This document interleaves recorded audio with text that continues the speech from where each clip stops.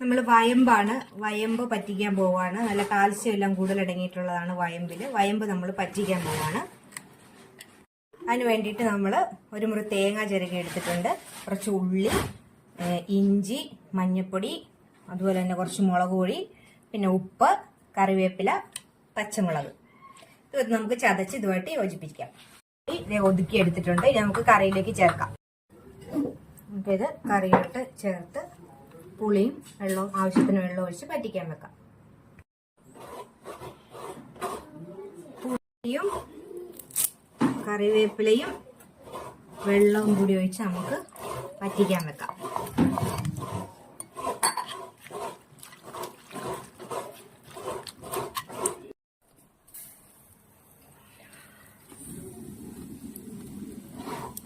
അതിവിടെ തുറക്കിട്ട് നിർത്തിക്കും.